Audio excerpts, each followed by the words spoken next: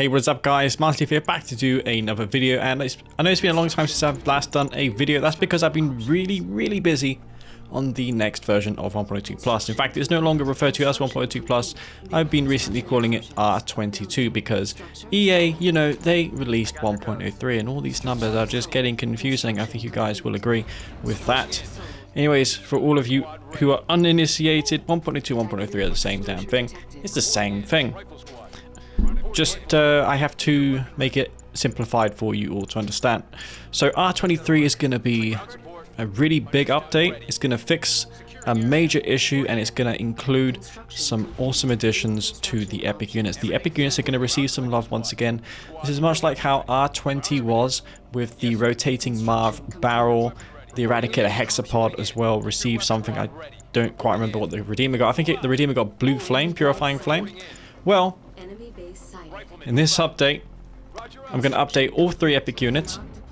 The Redeemer will get Charged Particle Beam turrets on its machine gun turret. I've buffed all the garrison hard points that are underused, so there's going to be more strategy, more variety for those garrisons. It's not just Flame Saboteur every game. The Eradicator Hexapod received all of its unused garrisons a buff, and to be honest, it worked out really well. It was really good. You never see the same Hexapod in every game. It's crazy the variety on the Eradicator Hexapod now, and I want to bring that to all of the epic units. So the Redeemer's going to get machine gun with the option to get charged particle beams as Black Hand, or supercharged particle beams if you are Master Kane. Not only that, guys, but it also shows a muzzle flash now when firing, which is pretty cool. I went into the game files and I carefully dissected what the developers had in mind. Some unused assets were there, so I made use of everything that I could and tried to finish what their intentions were, because the game was rushed.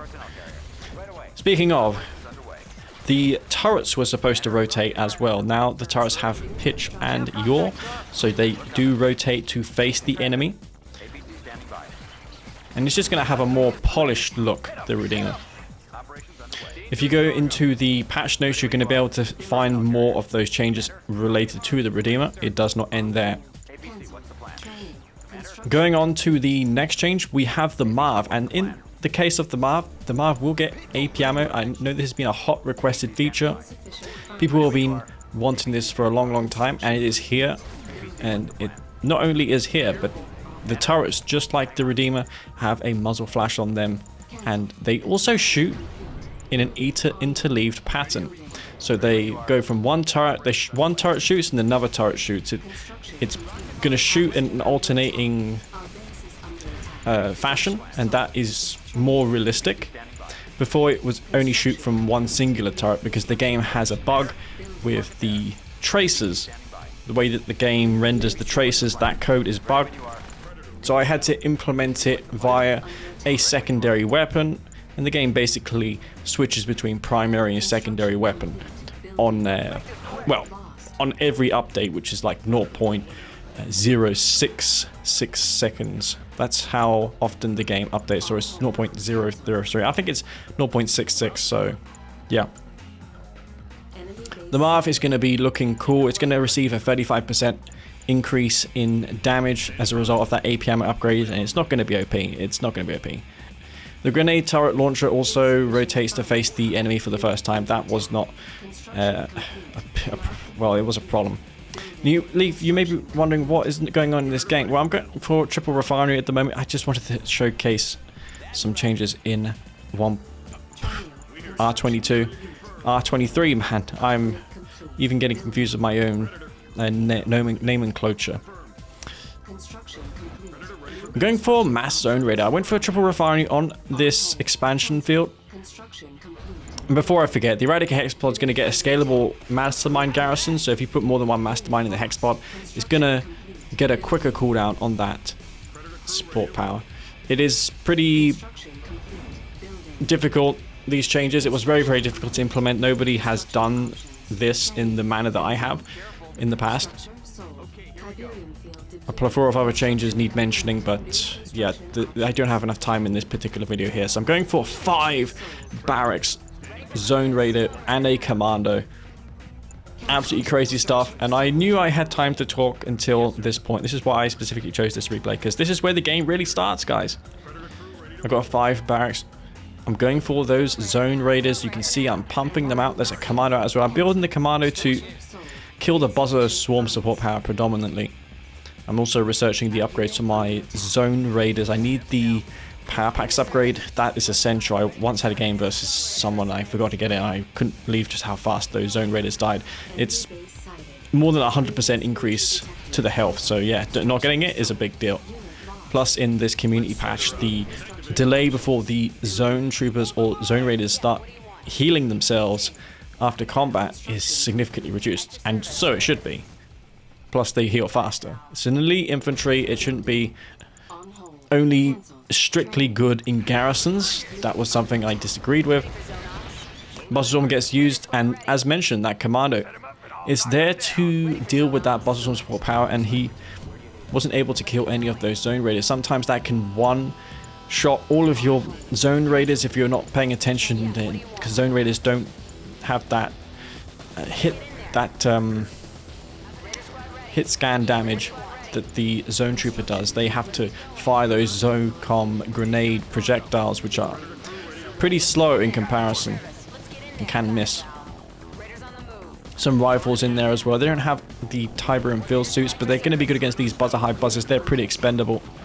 Somewhat of a cannon fodder for this force. And these zone raiders are poised to go into this base. There's so many shard walkers though, and buzzer hives.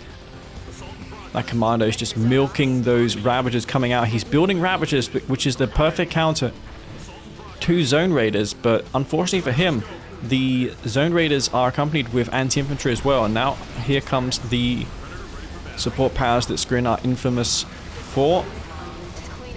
There's a bunch of shard walkers going down there. There's shock troopers which have so much cannon damage armor. They can withstand a ton of that zone troop raider damage. Dev tanks are pulling away as they should. I mean, he's not going to achieve anything sitting there with zone raiders. He's just going to get kited and destroyed by these zones. I'm setting up a base here. I should really start working at this point on a Sonic win. I'm queuing a crane of all things, which is interesting. By the way, cranes will receive some love in R23. They won't be only good in 3 rough scenarios or on blue tip maps. Those buzzer hives dropping so fast. Unless you place the behind structures, they're not going to do too much against these zone raiders. You see he's placing the buzzer hives right in front of the zone raiders, and they simply do not have the survivability against this commando back there as well. I want to keep that alive because his buzzer swarm is almost certainly going to be ready to go. His drone platform is taking so much damage. I need to focus that down while I still have the zone raiders in his base. If I look away from this location, I'm going to lose all my zone raiders in a heartbeat. That's just how it is. That's why I haven't looked back at my base. Even though I could be losing all my harvesters, it doesn't matter, because if I lose those zone raiders, I'm dead. So this is what's happening here. The zone raiders are pushing in, and you can see it's really effective. Those harvesters, they can move out of the way, and surprisingly they'll avoid much of that zone raider damage. There's one buzzer hive which I need to take out before I move into his base. I can't let him spam more shard walkers because I don't have an economy anymore. I'm getting my base destroyed by these Devourer tanks. He doesn't have the conversion reserves on his Devs tanks, but he could have. I may showcase another game where I utilize conversion reserves to great effect if you guys want to see that. It's one of the best games I've had where conversion reserves really made the difference on the Dev tanks.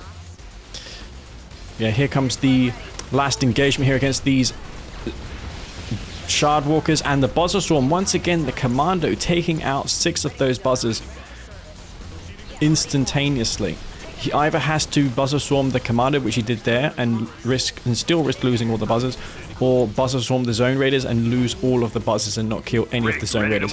So it makes a lot of sense there. He has to pretty much focus fire on the commando, or else he will lose the game. So that is going to be it on Tournament Dust. But I hope you enjoyed that game and the brief talk I had in the start of the video about R23, which will be coming out soon. I do have to do some testing.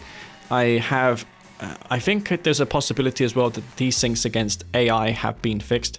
I hope they are fixed, because I've done a number of changes to prevent that.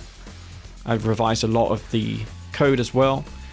Anyways, guys, hope you enjoyed this. Before I go, I'd like to thank my Patreon members for keeping this game going, for, you know, supporting me and the amount of time I've spent doing these patches. I spent like 10 days, my holiday pretty much, on that patch, 10 hours per day. In some cases, I was just non-stop on that patch. I really wanted to make this game as good as possible and to let it live longer.